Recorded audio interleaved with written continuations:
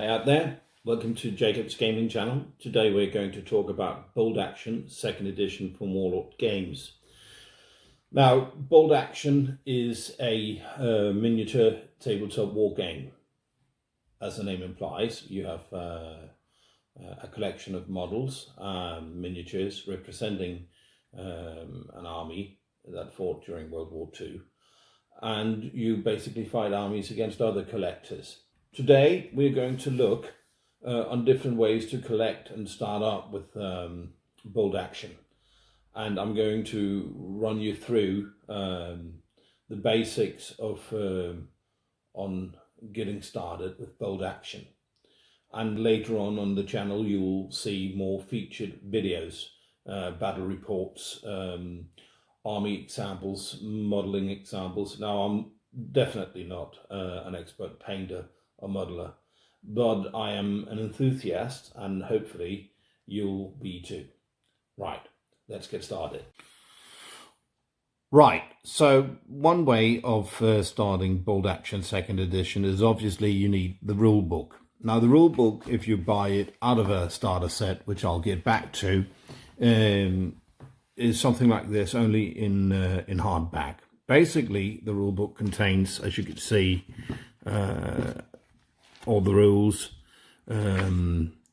weaponry, nice pictures of models, and you have a summary of every army so that you can get started. So basically, in the rule book, you have everything you need to start. Now, you could either buy the rule book separately, as I said, or part of a starter set. If you buy it separately, you need to decide which army you want to play. And obviously, then you need to buy the army models themselves. It could be a set. I've got a set here, US Airborne, and as you can see, this is nicely crafted plastic soldiers on sprues, and you basically cut them out. You can see I've done so. You cut them out and you basically glue them together. The nice bit about the plastic models is you could actually get them in multi of poses. So basically you could pose the models really nicely and well. Now, miniatures, infantry, obviously some part, it could be a tank. I've got an IS-2 heavy tank from the Soviet army here. And you could basically build your army that way. So that's one way of getting started. It's going to get you the models you need, and you're focused. That's definitely one way to go about getting into Bold Action. The other way is the starter set.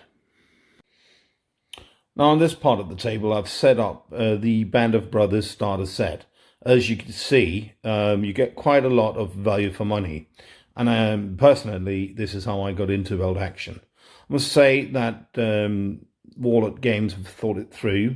You get basically the markers, die, scenario setting, and gluing together sort of guidance, assembly guide, it's called. And here, of course, I've painted and set up some of the miniatures from the Bold Action Band of Brothers starter set. This is definitely one way of quick and easy getting into it. You get US Airborne paratroopers, and you get German Panzer Grenadiers, and basically that will entertain 2-3 small games, and you can get the gist of how the mechanics of the game works, etc. You also get the rulebook I showed earlier. This is actually the rulebook I only ever got to. Now, looking on the American army that is in the Band of Brothers start set, it's US Airborne. I've painted mine up, as you might see on the lieutenant, as Screaming Eagles, or 101st Airborne. And Bold Action is a skirmish game. You start out with a platoon-size army and you reinforce it. Another way to play Bold Action games is to try and set up historical skirmishes or campaigns like the landing of Normandy or the Battle of Berlin. You see that I've set up the platoons with a platoon commander. We've got sergeants, like this one here. And obviously the level of paint detail you go into depends on skill and patience, really. Some modeliers will go into markings like the US flag or the helmet markings for this guy, the sergeant, stripes on the shoulder, the eagle, etc.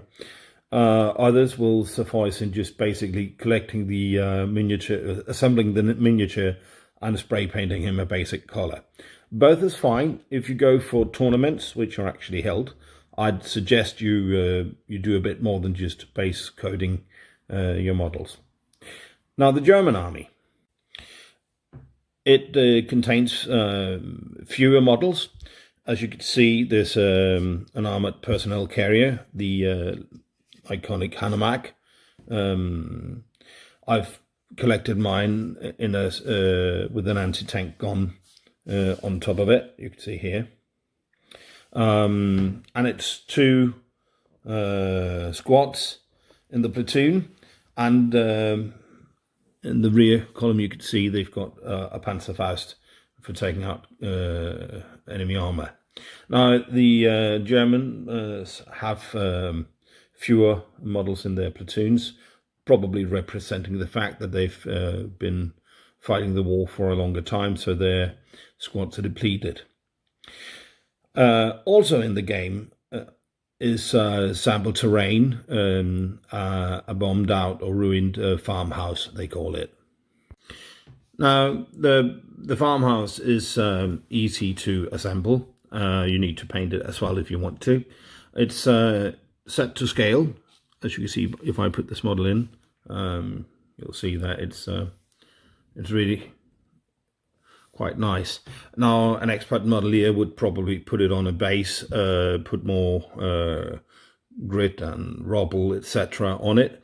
But I've chosen here to basically just assemble the house as it is from the box set. To see, you've got several floors, or 2 floors at least. I've just painted it real quick, probably. Now, the nice thing about this set is that you can actually combine it. So you can build it together. You could make one house or several rooms, or, as I said, you could combine it in a ton of ways. So there's no end to that. Nice. The scale of bolt action is 28 millimeters or 1:56.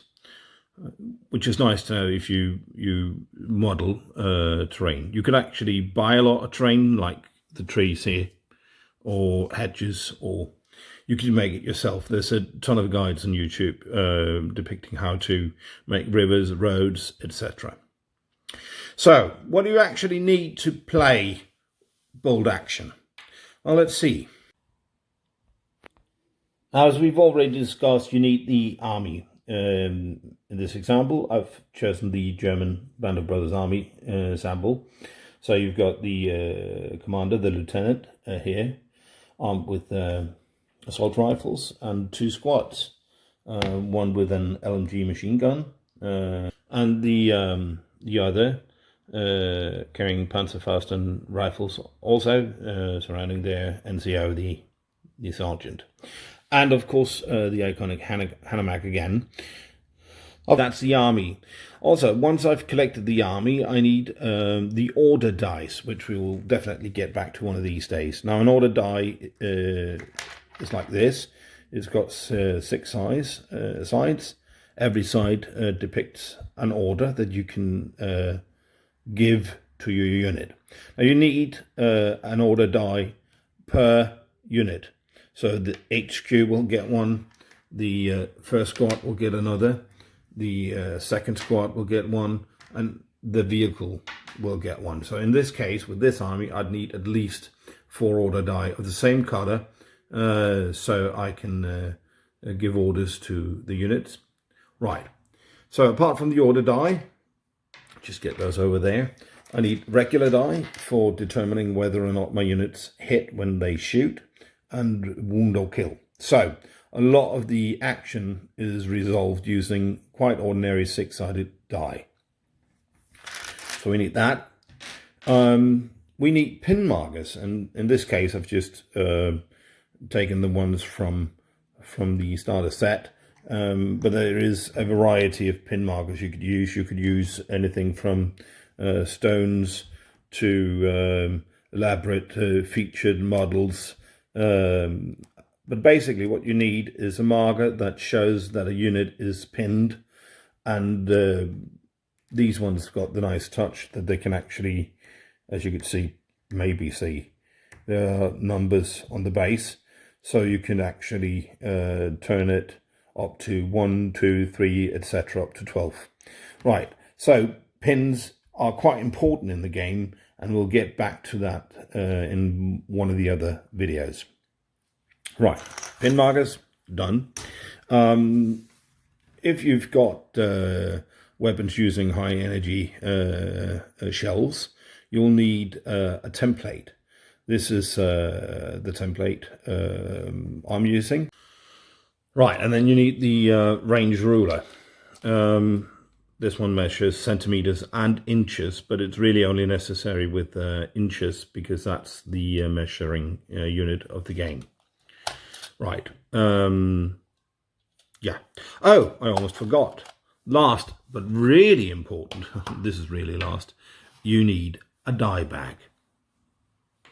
Like this. But any bag that you can't see through can actually be used. What you need a bag for is putting in your order die, and then you put in the order die of the opponent. And then when you start up a turn, you will shake the die bag and then put your hand in without looking and pull out a bag. And the color of the die that you draw depicts which unit or which army gets to move or give an order to a unit. Seems a bit confusing perhaps when I'm just talking about it like this, but it is actually quite interesting, and it makes it a lot harder to plan, because you could never be quite sure if you get to move before your opponent next turn. Right, so you needed the die bag, you needed the pin markers or some sort of markers, stones, whatever. You needed die, you needed order dies, you needed a template of sorts. You can obviously make it yourself. Just draw a circle at the appropriate size. You needed models, and as I said earlier, it's 28 millimeters or 1:56 scale, and that means that you could either buy them at Warlord or at your local retailer, or you could also find models that are corresponds in scale from other producers, I'm sure. And you needed the ruler as well. Right, so with that, you're basically ready to go. Now, once you've had your first few games, you might actually want to start collecting tanks or anti-tank guns. Some of you might want to spend a lot of time collecting or evolving the models. Some of you might not care as much and just want to game. I think either option is quite fine. You can also buy metal miniatures that depicts, for instance, like this US bazooka team, which is really neat. if you're not a German tank, that is. Right. Now, the level of details on the models are quite staggering, really. So once you build up your army with new units, you want perhaps markers showing whether a tank is on fire or, in this case, destroyed. You could build those yourself from cotton wool or pillow stuffing and electric candles. Also, this one I found quite handy. Several times in the game you want to measure whether or not there's line of sight, which basically means can my unit see the other unit.